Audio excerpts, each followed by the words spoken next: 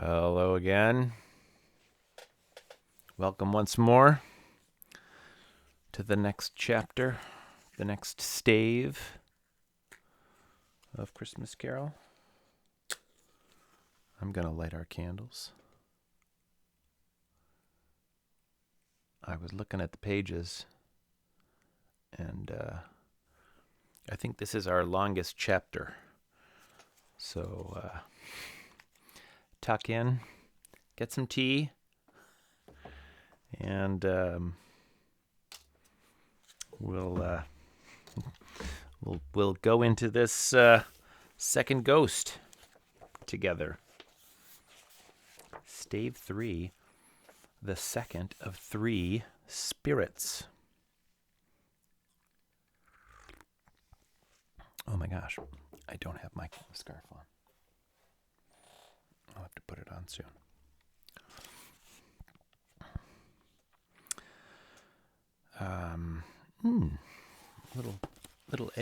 Little figgy pudding there, perhaps. Can you see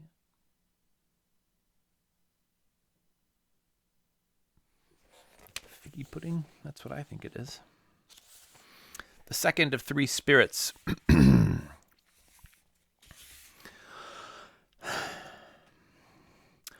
Awaking in the middle of a prodigiously tough snore, and sitting up in bed to get his thoughts together, Scrooge had no occasion to be told that the bell was again upon the stroke of 1. He felt that he was restored to consciousness in the right nick of time, for the especial purpose of holding a conference with the second messenger dispatched to him through Jacob Marley's intervention. But finding that he turned uncomfortably cold when he began to wonder which of his curtains this new spectre would draw back, he put them every one aside with his own hands, and lying down again, established a sharp lookout all round the bed. For he wished to challenge the spirit on the moment of its appearance, and did not wish to be taken by surprise and made nervous. Gentlemen of the free and easy sort, who plume themselves on being acquainted with a move or two, and being usually equal to the time of day, express the wide range of their capacity by adventure, by observing that they are good for anything from pitch and toss to manslaughter, between which opposite extremes no doubt there lies a tolerably wide and comprehensive range of subjects. Without venturing for Scrooge quite as heartily as this, I don't mind calling on you to believe that he was ready for a good broad field of strange appearances, and that nothing between a baby and a rhinoceros would have astonished him very much. Now, being prepared for almost anything, he was not by any means prepared for nothing, and consequently, when the bell struck 1 and no shape appeared, he was taken with a violent fit of trembling. 5 minutes, 10 minutes, a quarter of an hour went by, yet nothing came.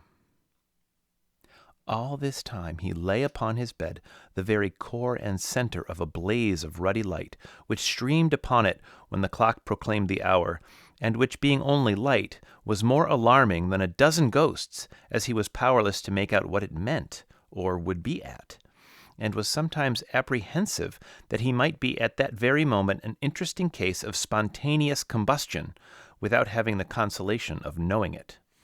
At last, however, he began to think as you or I would have thought at first. For it is always the person not in the predicament who knows what ought to have been done in it, and would unquestionably have done it too. At last, I say, he began to think that the source and secret of this ghostly light might be in the adjoining room, for whence, on further tracing it, it seemed to shine. This idea taking full possession of his mind, he got up softly and shuffled in his slippers to the door. The moment Scrooge's hand was on the lock, a strange voice called him by his name, and bade him enter. He obeyed. It was his own room. There was no doubt about that, but it had undergone a surprising transformation. The walls and ceiling were so hung with living green that it looked like a perfect grove, from every part of which bright, gleaming berries glistened. The crisp leaves of holly, mistletoe, and ivy reflected back the light as if so many little mirrors had been scattered there, and such a mighty blaze went roaring up the chimney as that dull petrification of a hearth had never known in Scrooge's time, or Marley's, or for many and many a winter season gone. Heaped up upon the floor to form a kind of throne were turkeys, geese, game, poultry, brawn, great joints of meat, sucking pigs, long wreaths of sausages, mince pies, plum puddings, barrels of oysters, red-hot chestnuts, cherry-cheeked apples, juicy oranges, luscious pears, immense twelfth cakes, and seething bowls of punch that made the chamber dim with their delicious steam. In easy state upon this couch there sat a jolly giant, glorious to see, who bore a glowing torch in shape not unlike Plenty's horn, and held it up, high up, to shed its light on Scrooge as he came peeping round the door. "Come in!" exclaimed the ghost. "Come in and know me better, man." Scrooge entered timidly and hung his head before this spirit. He was not the dogged Scrooge he had been, and though its eyes were clear and kind, he did not like to meet them. "I am the ghost of Christmas present," said the spirit. "Look upon me." Scrooge reverently did so. It was clothed in one simple, deep green robe or mantle, bordered with white fur. This garment hung so loosely on the figure that its capacious breast was bare, as if disdaining to be warded or concealed by any artifice. Its feet, observable beneath the ample folds of the garment, were also bare, and on its head it wore no other covering than a holly wreath, set here and there with shining icicles. Its dark brown curls were long and free as its genial face, its sparkling eye, its open hand, its cheery voice, its unconstrained demeanor, and its joyful air. Girded round its middle was an antique scabbard, but no sword was in it, and the ancient sheath was eaten up with rust. "You have never seen the like of me before," exclaimed the spirit. "Never," Scrooge made an answer to it. "Have never walked forth with the younger members of my family," meaning, for I am very young, "my elder brothers, born in these later years?" pursued the phantom. "I don't think I have," said Scrooge. "I am afraid I have not. Have you had many brothers, spirit?" "More than 800, said the ghost. "A tremendous family to provide for," muttered Scrooge. The ghost of Christmas present rose. "Spirit," said Scrooge submissively, "conduct me where you will. I went forth last night on compulsion, and I learnt a lesson which is working now. Tonight, if you have aught to teach me, let me profit by it." "Touch my robe." Scrooge did as he was told and held it fast. Holly, mistletoe, red berries, ivy, turkeys, geese, game, poultry, brawn, meat, pigs, sausages, oysters, pies, puddings, fruit, and punch all vanished instantly. So did the room, the fire, the ruddy glow, the hour of night, and they stood in the city streets on Christmas morning, where, for the weather was severe, the people made a rough but brisk and not unpleasant kind of music in scraping the snow from the pavement in front of their dwellings and from the tops of their houses, whence it was mad delight to the boys to see it come plumping down into the road below and splitting into artificial little snowstorms.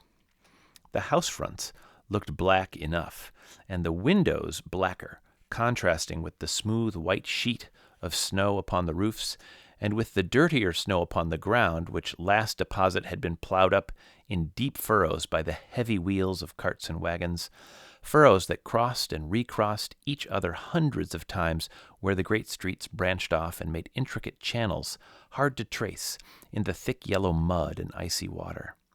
The sky was gloomy, and the shortest streets were choked up with a dingy mist, half thawed, half frozen, whose heavier particles descended in a shower of sooty atoms, as if all the chimneys in Great Britain had, by one consent, caught fire and were blazing away to their dear hearts' content.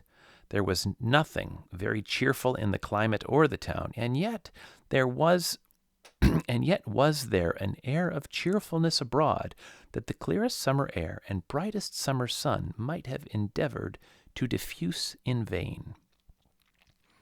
For the people who were shoveling away on the housetops were jovial and full of glee, calling out to one another from the parapets, and now and then exchanging a facetious snowball, better-natured missile far than many a wordy jest, laughing heartily if it went right, and not less heartily if it went wrong.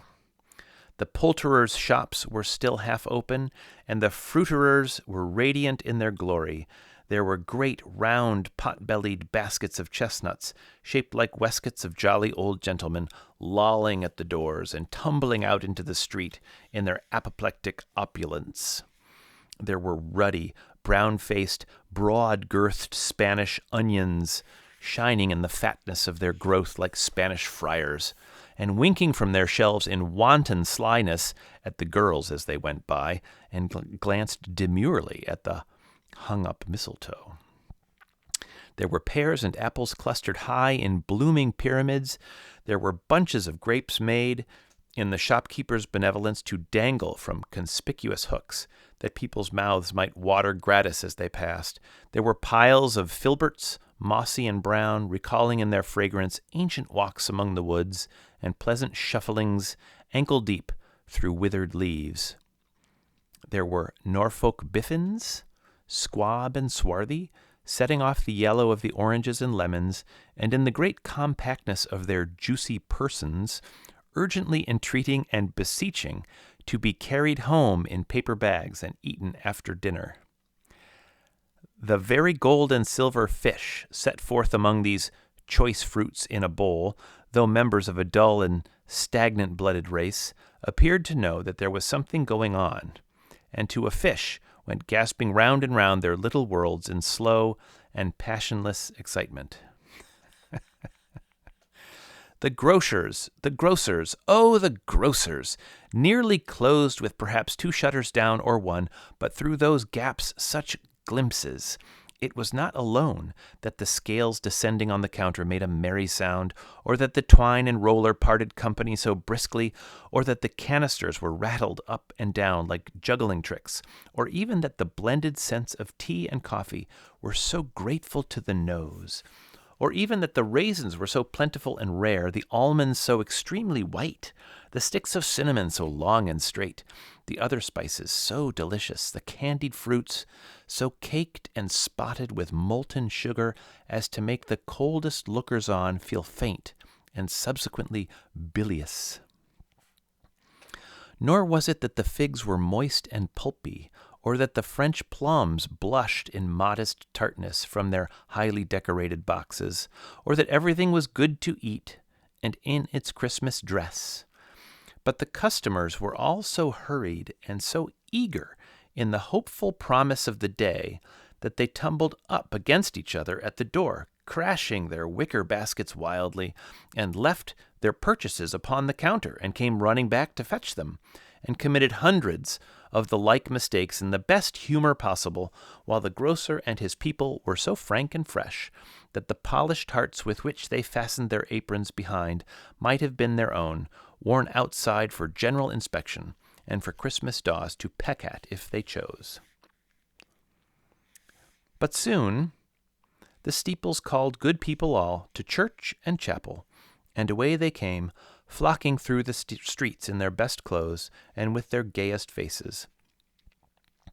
And at the same time there emerged from scores of by-streets, lanes, and nameless turnings innumerable people, carrying their dinners to the bakers' shops. The sight of these poor revelers appeared to interest the spirit very much, for he stood with Scrooge beside him in a baker's doorway, and taking off the covers as their bearers passed, sprinkled incense on their dinners from his torch. And it was a very uncommon kind of torch, for once or twice, when there were angry words between some dinner carriers who had jostled with each other, he shed a few drops of water on them from it, and their good humor was restored directly. For they said it was a shame to quarrel upon Christmas Day, and so it was, God love it, so it was. In the time the bells ceased and the bakers were shut up, and yet there was a genial shadowing forth of all these dinners and the progress of their cooking in the thawed blotch of wet above each baker's oven, where the pavement smoked as if its stones were cooking too. "Is there a peculiar flavor in what you sprinkle from your torch?" asked Scrooge. "There is, my own. Would it apply to any kind of dinner on this day?" asked Scrooge. "To any kindly given, to a poor one most." "Why to a poor one most?" asked Scrooge. "Because it needs it most." "Spirit," said Scrooge, after a moment's thought, "I wonder you, of all the beings in the many worlds about us, should desire to cramp these people's opportunities of innocent enjoyment." "I?" cried the Spirit. "You would deprive them of their means of dining every seventh day, often the only day on which they can be said to dine at all," said Scrooge. "Wouldn't you?" "Aye," cried the Spirit. "Do you seek to close these places on the seventh day?" said Scrooge, and it comes to the same thing." "I seek!" exclaimed the Spirit. "Forgive me if I'm wrong. It has been done in your name, or at least in that of your family," said Scrooge. "There are some upon this earth of yours," returned the Spirit, "who lay claim to know us, and who do their deeds of passion, pride, ill will, hatred, envy, bigotry, and selfishness in our name, who are as strange to us and all our kith and kin as if they had never lived. Remember that, and charge their doings on themselves, not us." Scrooge promised that he would, and they went on, invisible as they had been before, into the suburbs of the town. It was a remarkable quality of the ghost, which Scrooge had observed at the baker's, that, notwithstanding his gigantic size, he could accommodate himself to any place with ease, and that he stood beneath a low roof quite as gracefully and like a supernatural creature as it was possible he could have done in any lofty hall. And perhaps it was the pleasure the good Spirit had in showing off this power of his, or else it was his own kind, generous, hearty nature, and his sympathy with all poor men, that led him straight to Scrooge's clerk's. For there he went, and took Scrooge with him, holding to his robe, and on the threshold of the door the Spirit smiled and stopped to bless Bob Cratchit's dwelling with his sprinklings of his torch. Think of that. Bob had but 15 bob a week himself. He pocketed on Saturdays but 15 copies of his Christian name. And yet the ghost of Christmas present blessed his 4-roomed house. Then up rose Mrs. Cratchit, Cratchit's wife, dressed out but poorly in a twice-turned gown, but brave in ribbons, which are cheap and make a goodly show for 6pence.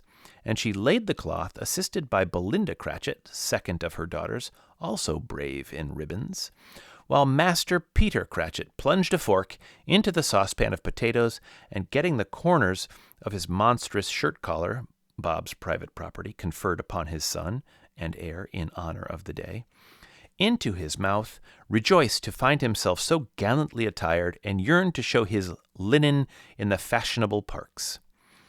And now 2 smaller Cratchits, boy and girl, came tearing in, screaming that outside the baker's they had smelt the goose and known it for their own, and basking in luxurious thoughts of sage and onion, these young Cratchits danced about the table and exalted Master Peter Cratchit to the skies, while he, not proud, although his collars nearly choked him, blew the fire until the slow potatoes bubbling up knocked loudly at the saucepan lid to be let out and peeled. "What has ever got your precious father, then?" said Mrs. Cratchit, "and your brother, Tiny Tim, and Martha? Warn't it late last Christmas Day by half an hour?" "Here's Martha, mother," said a girl, appearing as she spoke. "Here's Martha, mother," cried the 2 young Cratchits. "Hurrah! There's such a goose, Martha!" "Why, bless your heart alive, my dear, how late you are," said Mrs. Cratchit, kissing her a dozen times and taking off her shawl and bonnet for her with officious zeal. "We'd a deal of work to finish up last night," replied the girl, "and had to clear away this morning, mother." "Well, never mind so long as you are come," said Mrs. Cratchit. "Sit ye down before this fire, my dear, and have a warm. Lord bless ye." "No, no, there's father coming," cried the 2 young Cratchits, who were everywhere at once. "Hide, Martha, hide!" So Martha hid herself, and in came little Bob, the father, with at least 3 feet of comforter exclusive of the fringe, hanging down before him, and his threadbare clothes darned up and brushed to look seasonable, and Tiny Tim upon his shoulder. Alas, for Tiny Tim, he bore a little crutch, and had his limbs supported by an iron frame. "Why, where's our Martha?" cried Bob Cratchit, looking round. "Not coming," said Mrs. Cratchit. "Not coming!" said Bob, with a sudden declension in his high spirits, for he had been Tim's blood horse all the way from church, and had come home rampant. "Not coming upon Christmas Day!" Martha didn't like to see him disappointed, if it were only in joke. So she came out prematurely from behind the closet and ran into his arms, while the 2 young Cratchits hustled Tiny Tim and bore him off into the wash-house that he might hear the pudding singing in the copper. "And how did little Tim behave?" asked Mrs. Cratchit, when she had rallied Bob on his credulity, and Bob had hugged his daughter to his heart's content. "As good as gold," said Bob, "and better.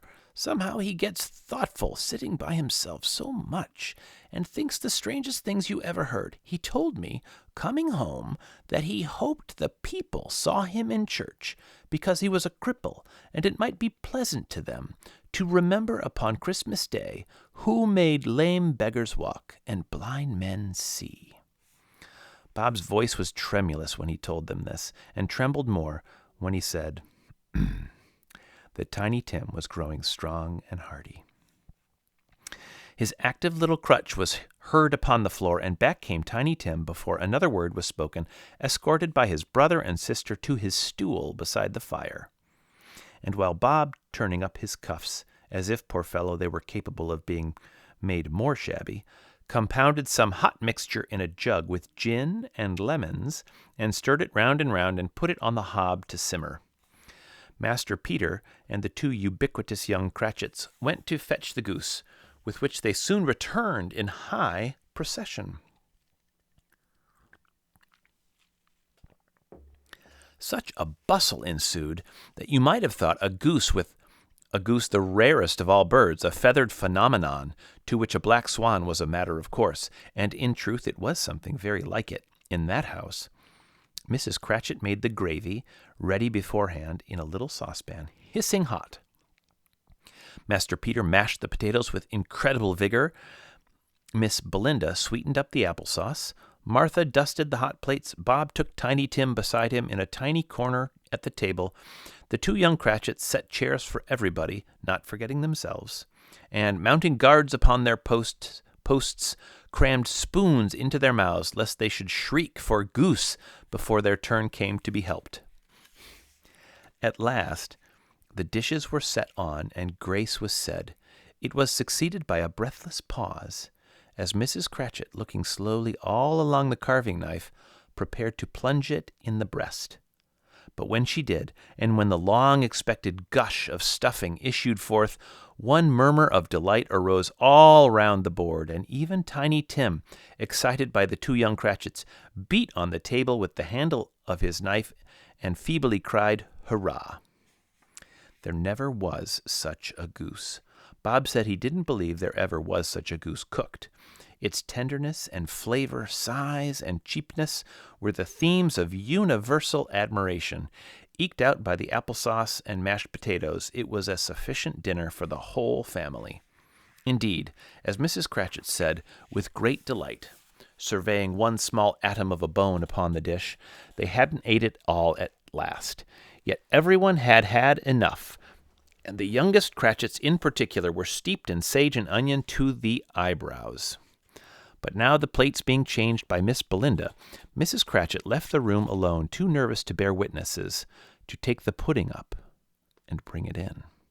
Suppose it should not be done enough. Suppose it should break in turning out. Suppose somebody should have got over the wall of the backyard and stolen it while they were merry with the goose, a supposition at which the two young Cratchits became livid. All sorts of horrors were supposed. Halloo! A great deal of steam. The pudding was out of the copper, a smell like a washing day. That was the cloth. A smell like an eating house and a pastry cook's next door to each other, with a laundress's next door to that. That was the pudding. In half a minute, Mrs. Cratchit entered, flushed but smiling proudly, with the pudding like a speckled cannon-ball, so hard and firm, blazing in half a quartern of ignited brandy, and bedight with Christmas holly stuck into the top. Oh, a wonderful pudding. Bob Cratchit said, and calmly too, that he regarded it as the greatest success achieved by Mrs. Cratchit since their marriage. Mrs. Cratchit said that now the weight was off her mind, she would confess she had had her doubts about the quantity of flour. Everybody had something to say about it, but nobody said or thought it was at all a small pudding for a large family.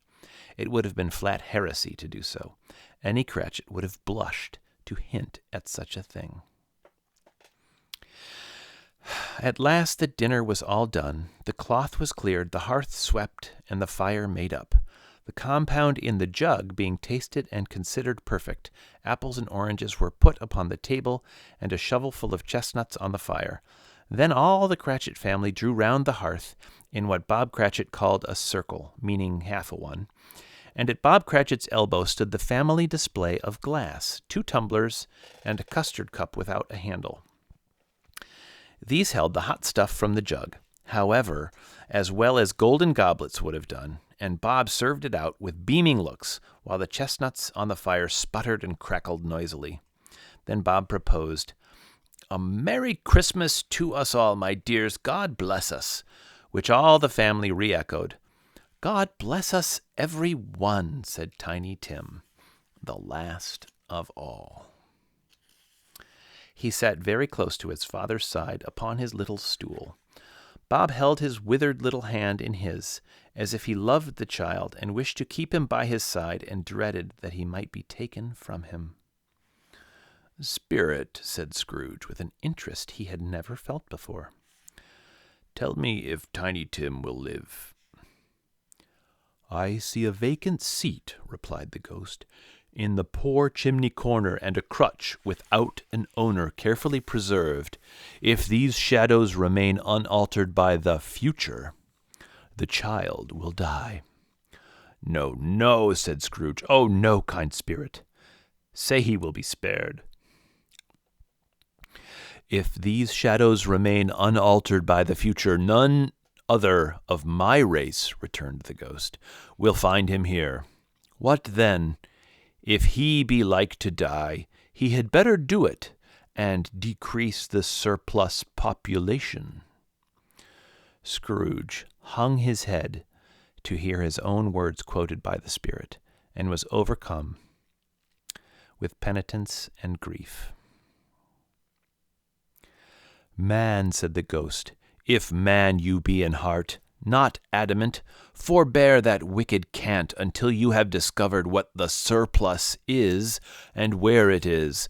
Will you decide what men shall live and what men shall die? It may be that in the sight of heaven you are more worthless and less fit to live than millions like this poor man's child. O God, to hear the insect on the leaf pronouncing on the too much life among his hungry brothers in the dust." Scrooge bent before the ghost's rebuke, and trembling cast his eyes upon the ground, but he raised them speedily on hearing his own name. "Mr. Scrooge," said Bob, "I'll give you Mr. Scrooge, the founder of the feast." "The founder of the feast, indeed!" cried Mrs. Cratchit, reddening. "I wish I had him here. I'd give him a piece of my mind to feast upon, and I hope he'd have a good appetite for it." "My dear," said Bob, "the children! Christmas Day!" "It should be Christmas Day, I'm sure," said she, "on which one drinks the health of such an odious, stingy, hard, unfeeling man as Mr. Scrooge. You know he is, Robert. Nobody knows it better than you do, poor fellow." "My dears," was Bob's mild answer, "Christmas Day." "I'll drink his health for your sake, and the day's," said Mrs. Cratchit. "Not for his. Long life to him. A very Merry Christmas and a Happy New Year. He'll be very merry and very happy, I have no doubt." The children drank the toast after her. It was the first of their proceedings, which had no heartiness in it. Tiny Tim drank it last of all, but he didn't care twopence for it. Scrooge was the ogre of the family. The mention of his name cast a dark shadow on the party, which was not dispelled for full 5 minutes. After it had passed away, they were 10 times merrier than before, from the mere relief of Scrooge the Baleful being done with. Bob Cratchit told them how he had a situation in his eye for Master Peter, which would bring in, if obtained, full 5 and 6pence weekly. The 2 young Cratchits laughed tremendously at the idea of Peter's being a man of business, and Peter himself looked thoughtfully at the fire from between his collars, as if he were deliberating what particular investments he should favor when he came into the receipt of that bewildering income. Martha, who was a poor apprentice at a milliner's, then told them what kind of work she had to do, and how many hours worked at a stretch, and how she meant to lie abed tomorrow morning for a good long rest, tomorrow being a holiday she passed at home. Also, how she had seen a countess and a lord some days before, and how the lord was much as tall as Peter, at which Peter put up his collars so high that you couldn't have even seen his head if you had been there. All this time the chestnuts and the jug went round, and by they had a song about a lost child traveling in the snow from Tiny Tim, who had a plaintive little voice, and sang it very well indeed. I'll stop off for a moment to show you this wonderful illustration of the family in front of the fire. "God bless us every one," said Tiny Tim the last of all. Hope you can see that.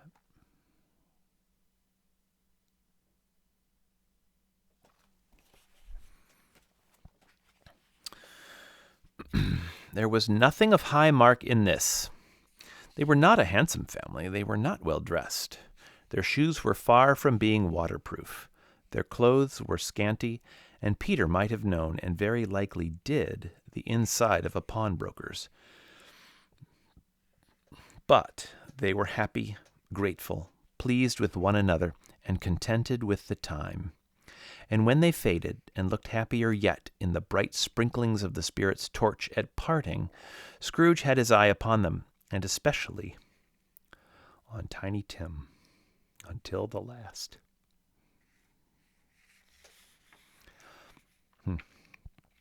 By this time it was getting dark and snowing pretty heavily, and as Scrooge and the spirit went along the streets, the brightness of the roaring fires in kitchens, parlors, and all sorts of rooms was wonderful.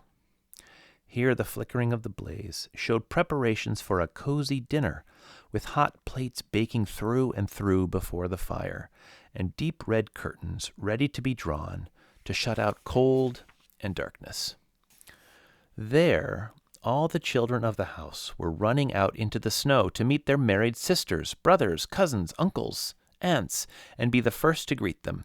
Here again were shadows on the window blind of guests assembling, and there a group of handsome girls, all hooded and fur-booted, and all chattering at once, tripped lightly off to some near neighbor's house, where, woe upon the single man who saw them enter, artful witches, well they knew it, in a glow.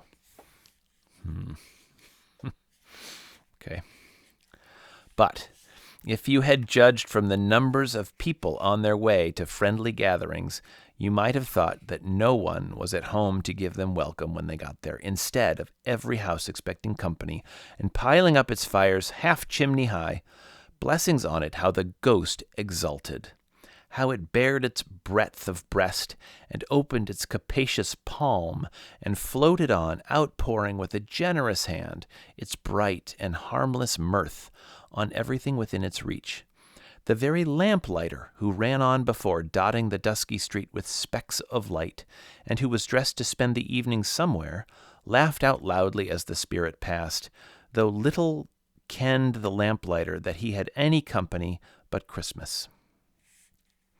And now, without a word of warning from the ghost, they stood upon a bleak and desert moor, where monstrous masses of rude stone were cast about, as though it were the burial place of giants, and water spread itself wheresoever it listed, or would have done, but for the frost that held it prisoner, and nothing grew but moss and furze and coarse rank grass.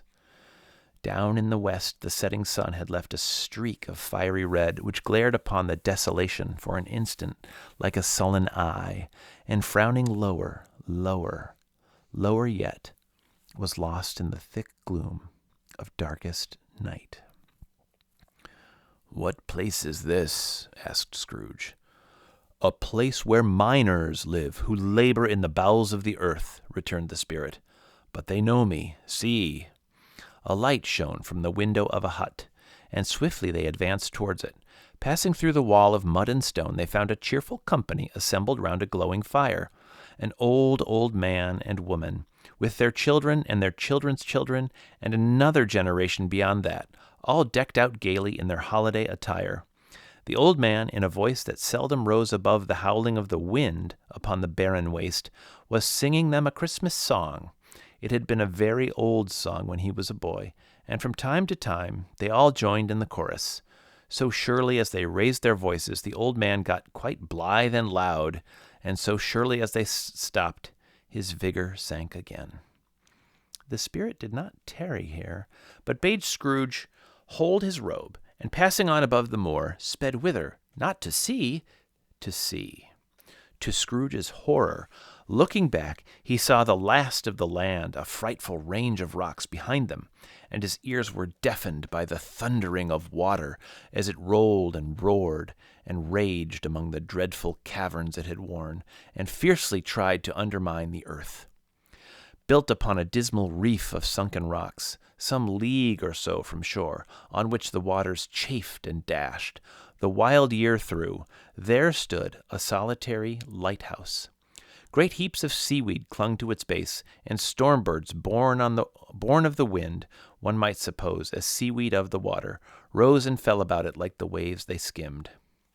But even here, two men who watched the light had made a fire that through the loophole in the thick stone wall shed out a ray of brightness on the awful sea. Joining their horny hands over the rough table at which they sat, they wished each other Merry Christmas in their can of grog, and one of them, the elder too, with his face all damaged and scarred with hard weather, as the figurehead of an old ship might be, struck up a sturdy song that was like a gale in itself. Again the ghost sped on, above the black and heaving sea, on, until being far away, as he told Scrooge, from any shore, they lighted on a ship. They stood beside the helmsman at the wheel, the lookout in the bow, the officers who had the watch, dark, ghostly figures in their several stations, but every man among them hummed a Christmas tune, or had a Christmas thought, or spoke below his breath to his companion of some bygone Christmas day, with homeward hopes belonging to it. And every man on board, waking or sleeping, good or bad, had had a kinder word for another on that day than on any day in the year, and had shared to some extent in its festivities, and had remembered those he cared for at a distance, and had known that they delighted to remember him. It was a great surprise to Scrooge, while listening to the moaning of the wind and thinking what a solemn thing it was to move on through the lonely darkness over an unknown abyss, whose depths were secrets as profound as death. It was a great surprise to Scrooge, while thus engaged, to hear a hearty laugh. It was a much greater surprise to Scrooge to recognize it as his own nephew's, and to find himself in a bright, dry, gleaming room, with the Spirit standing smiling by his side, and looking at that same nephew with approving affability. "Ha, ha!" laughed Scrooge's nephew. "Ha, ha, ha!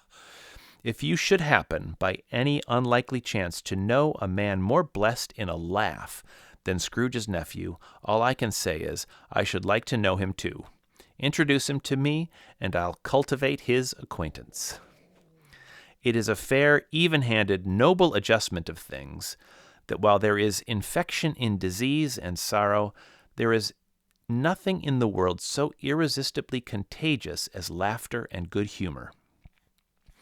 When Scrooge's nephew laughed in this way, holding his sides, rolling his head, and twisting his face into the most extravagant contortions, Scrooge's niece by marriage laughed as heartily as he, and their assembled friends, being not a bit behindhand, roared out lustily, "Ha, ha, ha, ha, ha, ha!"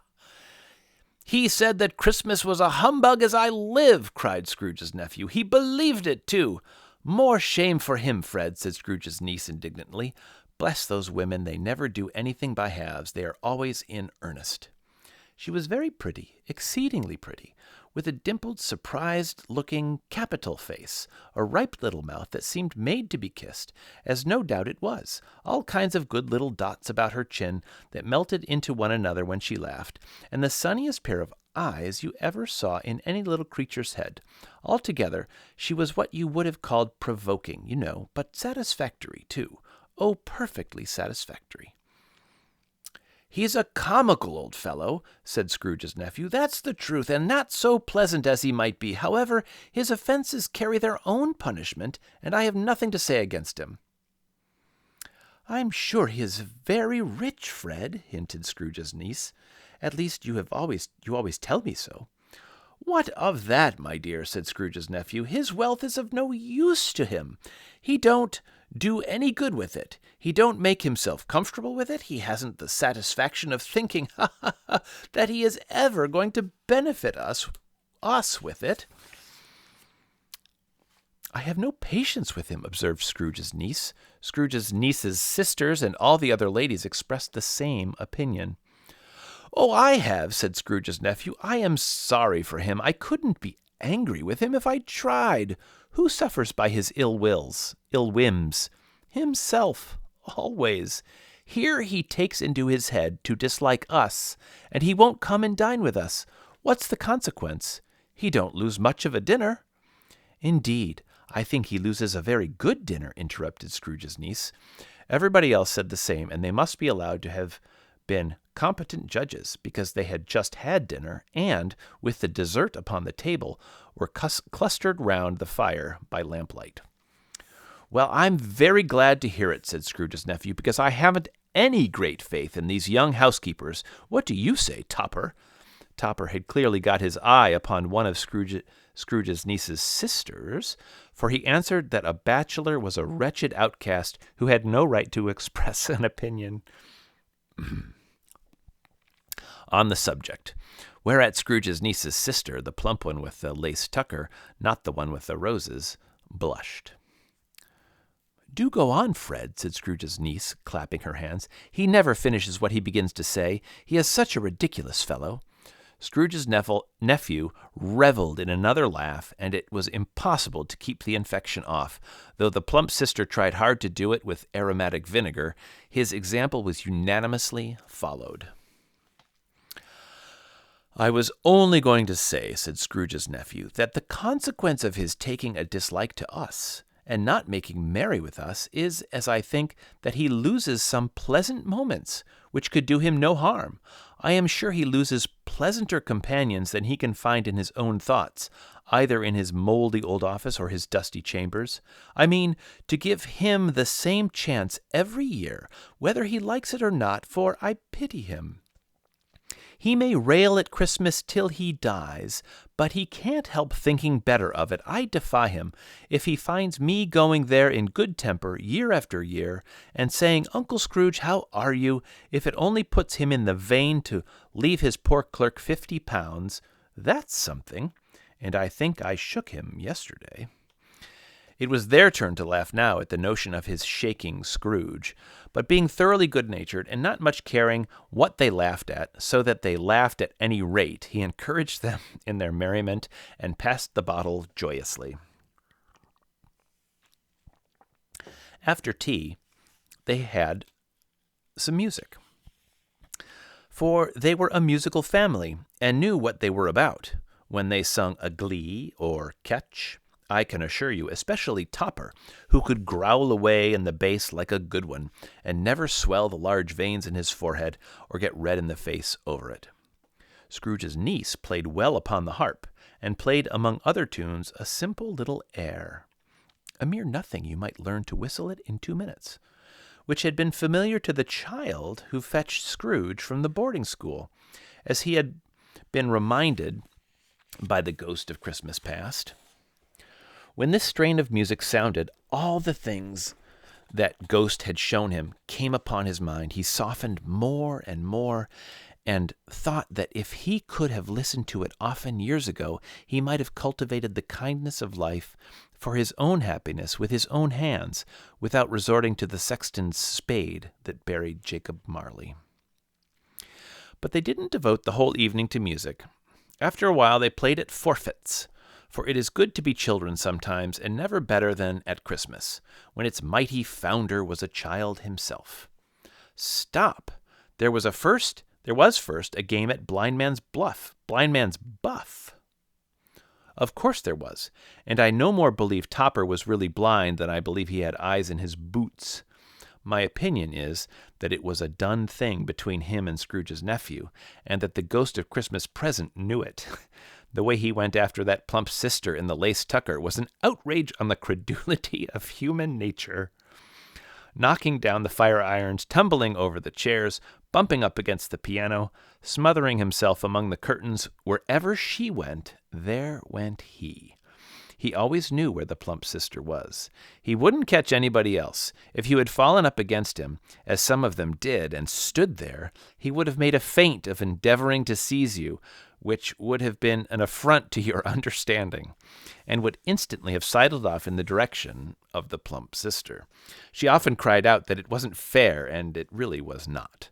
But when at last he caught her, when in spite of all her silken rustlings and her rapid flutterings past him, he got her into a corner whence there was no escape, then his conduct was the most execrable. For his pretending not to know her, his pretending that it was necessary to touch her headdress, and further to assure himself of her identity by pressing a certain ring upon her finger and a certain chain upon her neck, about her neck, was vile, monstrous. No doubt she told him her opinion of it when, another blind man being in office, they were so very confidential together behind the curtains. Oh dear. Scrooge's niece was not one of the blind man's buff party, but was made comfortable with a large chair and a footstool in a snug corner where the ghost and Scrooge were close behind her. But she joined in the forfeits and loved her love to admiration with all the letters of the alphabet. Likewise, at the game of how, when, and where, she was very great, and to the secret joy of Scrooge's nephew, beat her sisters hollow, though they were sharp girls too, as Topper could have told you. There might have been 20 people there, young and old, but they all played, and so did Scrooge, for wholly forgetting in the interest he had in what was going on, that his voice made no sound in their ears. He sometimes came out with his guess quite loud, and very often guessed right, too, for the sharpest needle, best white chapel, warranted not to cut in the eye, was not sharper than Scrooge, blunt as he took it in his head to be. The ghost was greatly pleased to find him in this mood, and looked upon him with such favor that he begged like a boy to be allowed to stay until the guests departed, but this, the spirit said, could not be done. "Here is a new game," said Scrooge. "1 half-hour, Spirit, only one." It was a game called Yes and No, where Scrooge's nephew had to think of something and the rest must find out what, he only answering to their questions yes or no, as the case was. The brisk fire of questioning to which he was exposed elicited from him that he was thinking of an animal, a live animal, rather a disagreeable animal, a savage animal, an animal that growled and grunted sometimes and talked sometimes, and lived in London and walked about the streets and wasn't made a show of and wasn't led by anybody and didn't live in a menagerie and was never killed in a market and was not a horse or an ass or a cow or a bull or a tiger or a dog or a pig or a cat or a bear. At every fresh question that was put to him, this nephew burst into a fresh roar of laughter and was so inexpressibly tickled that he was obliged to get up off the sofa and stamp. At last, the plump sister, falling into a similar state, cried out, "I have found it out! I know what it is, Fred! I know what it is!" "What is it?" cried Fred. "It's your Uncle Scrooge!" Which it certainly was. Admiration was the universal sentiment, though some objected that the reply to "Is it a bear?" ought to have been yes, inasmuch as an answer in the negative was sufficient to have diverted their thoughts from Mr. Scrooge, supposing they had ever had any tendency that way. "He has given us plenty of merriment, I am sure," said Fred, "and it would be ungrateful not to drink his health. Here is a glass of mulled wine, ready to our hand at the moment, and I would say, Uncle Scrooge." "Well, Uncle Scrooge," they cried. "A Merry Christmas and a Happy New Year to the old man, whatever he is," said Scrooge's nephew. "He wouldn't take it from me, but may he have it nevertheless. Uncle Scrooge." Uncle Scrooge had imperceptibly become so gay and light of heart that he would have pledged the unconscious company in return and thanked them in an inaudible speech if the ghost had given him time. But the whole scene passed off in the breath of the last word spoken by his nephew, and he and the spirit were again upon their travels. Much they saw, and far they went, and many homes they visited, but always with a happy end. The spirit stood beside sick beds, and they were cheerful. On foreign lands, and they were close at home. By struggling men, and they were patient in their greater hope. By poverty, and it was rich. In almshouse, hospital, and jail, in misery's every refuge, where vain man, in his little brief authority, had not made fast the door, and barred the spirit out, he left his blessing, and taught Scrooge his precepts. It was a long night, if it were only a night. But Scrooge had his doubts of this, because the Christmas holidays appeared to be condensed into the space of time they passed together. It was strange, too, that while Scrooge remained unaltered in his outward form, the ghost grew older, clearly older. Scrooge had observed this change, but never spoke of it until they left a children's 12th night party, when looking at the spirit as they stood together in an open place, he noticed that its hair was gray. "Are spirits' lives so short?" asked Scrooge. "My life upon this globe is very brief," replied the ghost. "It ends tonight." "Tonight?" cried Scrooge. "Tonight at midnight. Hark, the time is drawing near." The chimes were ringing the 11:15 at that moment. "Forgive me if I am not justified in what I ask," said Scrooge, looking intently at the spirit's robe, but I see something strange and not belonging to yourself protruding from your skirts. Is it a foot or a claw?" "It might be a claw, for the flesh there is upon it," was the spirit's sorrowful reply. "Look here."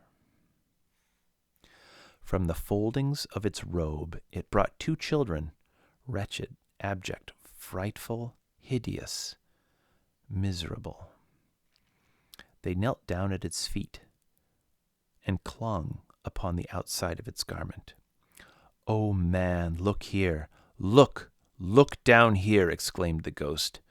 They were a boy and a girl, yellow, meager, ragged, scowling, wolfish, but prostrate too in their humility.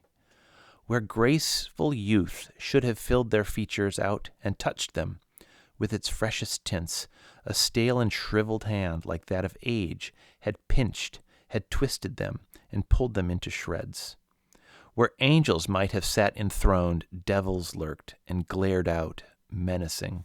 No change, no degradation, no perversion of humanity in any grade, through all the mysteries of wonderful creation, has monsters half so horrible and dread. Scrooge started back, appalled. Having them shown to him in this way, he tried to say they were fine children, but the words choked themselves rather than be parties to a lie of such enormous magnitude. "Spirit, are they yours?" Scrooge could say no more. "They are man's," said the spirit, looking down upon them, "and they cling to me, appealing from their fathers. This boy is ignorance. This girl is want. Beware them both and all their degree, but most of all, beware this boy. For on his brow I see that written which is doom, unless the writing be erased. Deny it," cried the spirit, stretching out its hand towards the city. "Slander those who tell it ye. Admit it for your factious purposes, and make it worse, and abide the end." "Have they no refuge or resource?" cried Scrooge. "Are there no prisons?" said the spirit, turning on him for the last time with his own words. "Are there no workhouses?" The bell struck 12. Scrooge looked about him for the ghost, and saw it not. As the last stroke ceased to vibrate, he remembered the prediction of old Jacob Marley, and lifting up his eyes, beheld a solemn phantom, draped and hooded, coming like a mist along the ground towards him. And that's the end of Stave 3. Ending with a nice ink picture of the party.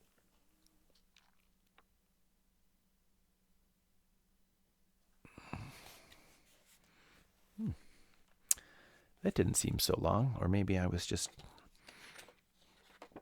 taken by the chapter. Stave 4 next time. The Last of the Spirits.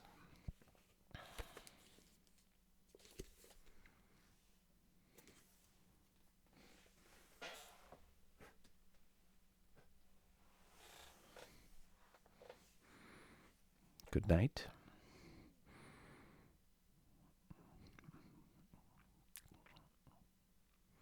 See you next time.